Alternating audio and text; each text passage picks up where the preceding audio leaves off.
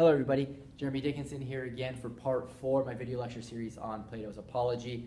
Again, this is part 4 of my video lecture series on Plato's Apology. And in this video, what I'd like to do is talk about what I like to call stage 3 of Socrates' defense. Now there's a lot of different ways of carving up Socrates' defense, and you find different versions, different interpretations out there. In this stage, I'd like to call it the true Socrates. So this is more diving into who Socrates was to defend Socrates against the charges against him. So that's why I like to call it the true Socrates. We've seen Socrates defend himself against his earlier accusations by way of providing a defense by explanation in the human wisdom story. And then we saw Socrates defend himself against his later accusers by cross-examining the key witness against him, namely Miletus. And in this video lecture, I'm going to talk about the true Socrates and how that amounts to a defense. Okay, so we keep in mind that the charges against Socrates, corrupting the youth, not believing in the Athenian gods, and of course in the background here are those earlier accusations which have Socrates linked with atheism, naturalism, and sophism. So what we learned in stage 3 is this. One, that Socrates is deeply interested in virtue. And we'll see how that's relevant to a defense of Socrates in one moment. Socrates, after he dispatches or thinks he's dispatched Miletus' charges against him, he goes on to say, look, imagine, or I can imagine, jury members thinking, gosh, I must have done something to end up in this position. And perhaps I should be ashamed of living in such a way that now my life is in danger. So there's a kind of rhetorical question here, isn't there? Aren't you ashamed, Socrates, for having lived in such a way that now your life is in danger? Okay? You're going around and talking to people in ancient Athens has put you now in a position to now where your life is in danger. Aren't you ashamed of that? Haven't you acted dishonorably? Well, of course, this is a rhetorical kind of question, which means that it's really a statement disguised by a question. The statement is, you act dishonorably, generally, if you live in such a way that you put your life at risk. And what Socrates wants to say is, to this rhetorical question, to this statement really, is that the statement is false. It's just false that someone acts dishonorably just because he or she puts his or her life in danger. So how does he support this claim? Well, straightforwardly, what he says is, the good person is someone who only cares about the rightness or wrongness of his or her actions, whether or not he or she has acted justly. The good person doesn't care about whether or not there's danger associated with the consequences of one's actions. Further, he gives a kind of specific case that really helps us think about this. He gives the case of Achilles and other Trojan heroes, but I want to focus on the case of Achilles, because Achilles was someone who put his life in danger, yet he was someone who no Athenian would dare claim to act dishonorably. What does Socrates mean here? Well, recall Achilles here. For those of you who've seen the movie Troy, this may be helpful for you. Achilles, his buddy Patroclus, gets killed by Hector. Achilles' response is to want to kill Hector out of revenge. Okay, and that was honorable, an honorable thing to desire and want to carry out. So Achilles goes to his mother. His mother tells him, if you kill Hector, you'll be killed immediately thereafter. And his mother had prophetic powers, so her claims were to be taken seriously as reliable. Achilles, upon hearing this, said, I don't care about that. I don't care about death. I care about doing the honorable thing. The honorable thing is to kill Hector. So Achilles, he goes and kills Hector, even though his death is to follow immediately. What Socrates is trying to show here is that Achilles is a prime example of someone who acted honorably, even though he put his life in danger. All he cared about doing was doing the honorable thing rather than any of the negative consequences, dangerous consequences that could come his way as a result of living honorably. So it's just false to claim that one acts dishonorably just because one puts one's life in danger. Socrates, in order for this defense to be stronger, in order for his response to be stronger, has to say, look, I acted relevantly like Achilles. He doesn't have to say that I was just like Achilles, I was heroic as Achilles. He doesn't have to say that at all. All he has to say is that I acted relevantly like him. and sufficiently relevantly like him. And he does. I mean, he does argue this. Whether he's successful, I'll leave it to the critics to evaluate. But he does try to show this. And here's what he says. He says, look, I was commanded by my military superior to occupy certain posts, military posts, excuse me. And I did. I held those posts, even though my life was in danger. So he lists off several different posts that he actually took. So these are biographical posts that Socrates took in his lifetime. So we know that Socrates was a kind of war hero. And he says that in those circumstances, one would say that I acted honorably. And if one's going to say that, then one also better say that when my superior, namely the God, commands me to practice philosophy, then I'm going to practice philosophy. Even if that means that I'm putting my life in danger. So of course, the military case is a clear case when one puts one's life in danger by occupying a post.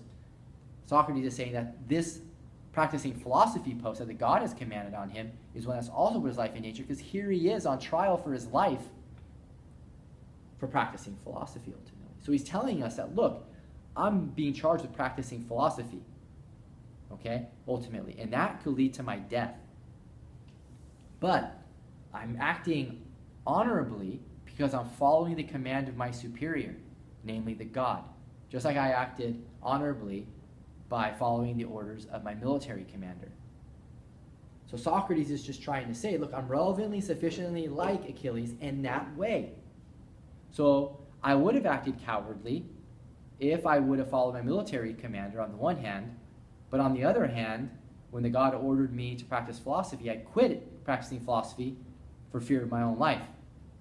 Had I got up here and started saying, oh, I'm so afraid, I'm going to stop practicing philosophy, please spare my life. No, Socrates is not going to do that. He said, in those circumstances, you'd have every right to say that I don't believe in the gods, because I'm not trusting the God enough. I'm not believing in the God enough to follow his or her command. And in this case, he's saying that God, Apollo, has commanded him to practice philosophy. So even if that means his own life is going to be taken, he still has to follow Apollo. Accordingly, just like Achilles prior to him, just like Socrates had done so with his military situation, he is someone who's acting honorably, even though he's put his life in danger. So he's showing here that the Achilles example applies to him as well. Again, he doesn't have to be seen as someone who's making the hubristic claim that he's just like Achilles in all ways. No, Achilles can remain the hero that he remains, and Socrates not. The point is that Socrates is relevantly sufficiently like Achilles. It's interesting, though, that here we are, over 2,000 years later, still reading about this man Socrates, who, by the way, didn't write anything, okay, but definitely influenced some key people who keep us reading Socrates, okay. So he must have been pretty significant, even if he wasn't quite the hero Achilles was. Okay, of course, those points are debatable, and we're thinking about, again, if you want to talk about these things, you can post your comments below. Okay, so here we get a sense of Socrates, and here's how this passage, if you will, amounts to a kind of defense of Socrates against the charges against him. He's following the God's orders. How can he be an atheist? Okay? And when we turn to the next passage, we're going to see how Socrates can't be claimed to have corrupted the youth. So Socrates picks up with the idea of a conditional acquittal. That's where the next stage of the defense goes. The idea is this. Socrates asks, or he imagines, as it were, the jury saying to him, oh, we'll offer you a conditional acquittal. We'll acquit you, namely claim that you're innocent, insofar as you go ahead and cease practicing philosophy. So it may be an impossible sentence, as it were, or an impossible verdict for the jury to have, but still it's worth considering. And I think that Plato considers it in order to give us a better sense of who Socrates was and to defend him against the charges against him, in particular the charge that he's guilty of corrupting the youth. What does Socrates say to this conditional acquittal? He says, never. There's no way I would give up practicing philosophy. I would disobey Athens if they had this verdict before I gave up practicing philosophy. So we know that Socrates then has this allegiance to following the god and practicing philosophy because the god commands that he practices philosophy. But we learn more. Socrates immediately tells us what he's up to when he practices philosophy. When he practices philosophy, he's going around and getting Athens to care about what really matters. And what really matters? The state of one's soul. And what should one state of one's soul be or strive for? It should be and strive for virtue. So Socrates is telling us that philosophy for him is about virtue. Okay? And that he's trying to get Athens to care about virtue, and that God has commanded him to do it. That God has got him to go out and get Athens to care about what matters more than things like the body, our appearance, and worldly success. Not that these things don't matter at all, but that they should never be valued above the state of one's soul, namely being just, courageous, moderate, wise, etc., etc. Okay, so why is this relevant? Because it shows that Socrates, when he went around Athens, wasn't corrupting the youth. Okay, he was actually trying to get the youth to be more virtuous. Okay, so that's not corrupting the youth. And if anybody had a witness against him, as he says later, they could try to provide him. He's saying that you lie if you're saying that I did anything else other than get Athens to care more about virtue. So that's what Socrates means by practicing philosophy. Now, of course, he went around interpreting the oracle, as we know early, as I mentioned earlier in these video lectures. But here, insofar as he was practicing philosophy, what he was doing was getting people to care about virtue, which is the thing that he claims to be such that it's the thing that makes all other things good. So its kind of goodness is intrinsically good. It's by its very nature good. It makes wealth and worldly success and money and all the rest good. Okay, so here we see Socrates, the true Socrates emerge. We see this kind of religious, moral, virtue mission revealed. That's who Socrates truly was and what he was truly about when he practices philosophy. And we see with the real Socrates that, that he was not a corrupter of the youth and that he was not an atheist. Okay, just some concluding things